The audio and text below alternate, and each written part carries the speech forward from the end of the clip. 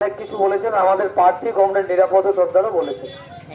আমি দু লাইন বলবো যে গোটা রাজ্যে এবং দেশে যখন নির্বাচন ঘোষণা হলো, কোথায় ভোট শুধু ঘোষণা হয়েছে, তখন বিজেপির নেতৃত্ব বলা শুরু করে দিয়েছিলেন যে ইসবার 400 পার। আর 6 দফার ভোটের পর এখন বলছে ইসবার বিজেপি কা হার, গোটা ভারতবর্ষে বিজেপির হার নিশ্চিত হয়ে গেছে। এবং তার সাথে এই যে ঝড়টা হলো না, ঝড় সবসময় ভালো কিছু হয় না। ঝড়ে ঘর ভাঙে, গাছ ভাঙে, মানুষ বসতি থেকে উৎখাত হয়। আবার কিছু ঝড় আছে যেই ঝড় প্রকৃতিকে শান্ত করে। এখন বাংলা জুড়ে লাল ঝড় বইছে, লাল ঝড়। আর জাতীয় কংগ্রেস আর কমিউনিস্টদের মিলিত লড়াই গোটা বাংলায় ঝড় তুলেছে। আর সেই ঝড়েতে এই লাস্ট 1 তারিখের নির্বাচনও প্রমাণ করবে তৃণমূলের ঘাসফুল আর পদ্মফুল খড়কুটোর মতন সেই ঝড়ে উড়ে যাবে। আর 4 তারিখে যখন ইভিএম এর বাক্সটা খোলা হবে, তখন সেখানে শুধু দেখবেন সেদিনও একটা ঝড় উঠবে। সেই ঝড়ে কারুর ঘর যাবে না, কারুর ঘর ভেঙে যাবে না। সেই ঝড়ে কারুর ঘরের মাথার ছাদ উড়ে যাবে না। সেই ঝড়ে কোনো মা সন্তান হারা হবে না, কোনো সন্তান মা হারা হবেন না। সেই ঝড়ে বাংলা শান্ত হবে, ভারতবর্ষ শান্ত হবে। সেই ঝড়টা হচ্ছে লাল ঝড়, ইতিমধ্যেই উঠে গেছে।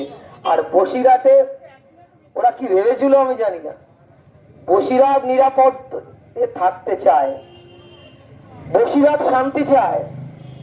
বসিরহাট করে দাঙ্গাবাজ ক্রিমিনাল, তাদের হাতে বসিরহাট যেতে চায় না। গণ আন্দোলনের মাটি, ছাত্র আন্দোলনের মাটি, কৃষক আন্দোলনের মাটি, তেভাগার মাটি বসিরহাট।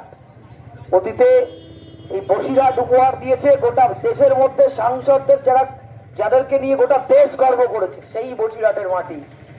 সেই বসিরহাটের মাটিতে এবারে যারা মনে করেছিল যে লাল ঝান্ডা কি হবে, ও পারবে টারবে না, কি হবে কে জানে, তাদেরকে মোটামুটি ঝোড়ো ব্যাটিং করে ওভার বাউন্ডারি মেরে একেবারে মাঠের ওধারে পাঠিয়ে দিয়েছে। কমরেড নিরাপদ সর্দার জিতছে, চালচোররা জিতবে না।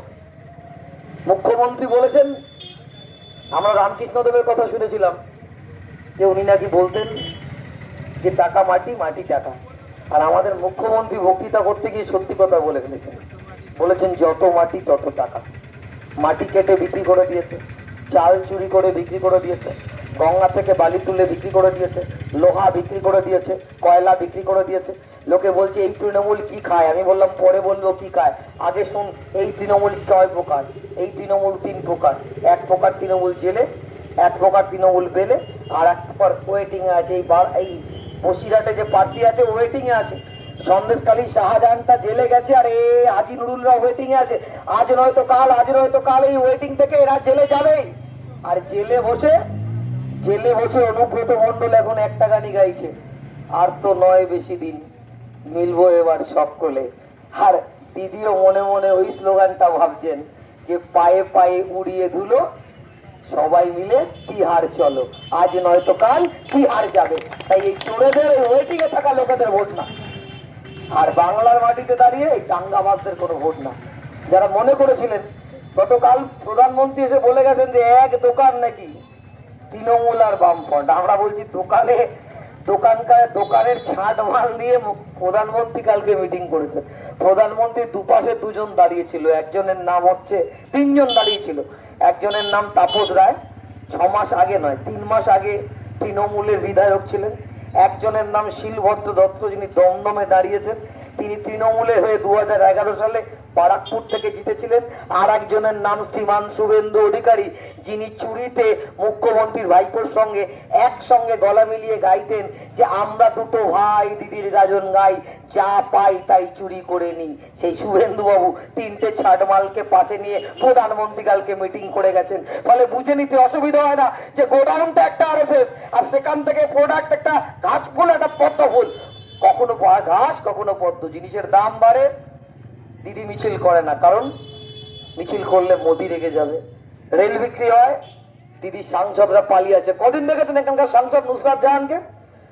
যখন এনআরসি সিএ নামে আপনার নাগরিকত্ব নিয়ে প্রশ্ন উঠে গেছে, যখন আপনাকে ঘর ছাড়া দেশ ছাড়া করবার জন্য নরেন্দ্র মোদীরা দেশে বিল আনছে পার্লামেন্টে, তখন নুসরাত জাহান মোবাইলে টিকটক ভিডিও করছিল। টিকটক কোথায় ছিল আপনার সংসদ? এখন দিদি কালকে যাদবপুরে গিয়ে বলেছেন এই মিমি নুসরতকে ক্যান্ডিডেট করে ভুল করে ফেলেছি, আগামীকাল বলবেন হাজি নুরুলকেও ক্যান্ডিডেট করে ভুল করে ফেলেছি। এটা আগে করেছিলেন, ফলে আর ভুল নয়। এবার কমরেড নিরাপদ সর্দার গোটা দেশে বাজনা বাজছে যে মোদি তুমি থাকবে কতক্ষণ, তুমি যাবে বিসর্জন। আমাদের রাজ্যে চোরা বিসর্জন ঘটাতে হবে। মনে রাখবেন, ঘাস থাকলে পরেই গরু আসবে। যারা গরু আমাদের মাতা বলে গরুর চামড়া কেটে যারা বিক্রি করে, তাদের কাছ থেকে ইলেকট্রাল বন্ডের কয়েকশো কোটি টাকা নিয়ে নিল তারা। আর এখানে রাজ্যে দাঁড়িয়ে ঘাস ফুল আমাদের কাস্তে দিয়ে কেটে আমরা হাত কাস্তে হাতুড়ি তারা একসাথে হয়েছি, হাত দিয়ে কাস্তেটা ধরে ঘাস ফুল কেটে দিতে হবে, তাহলে আর গরু আসতে পারবে না। আর বাংলায় যদি 2024-24 দিল্লি থেকে বিজেপি সাফ হয়, তাহলে 2026 ওই মমতাও পশ্চিমবাংলা থেকে সাফ হয়ে যাবে।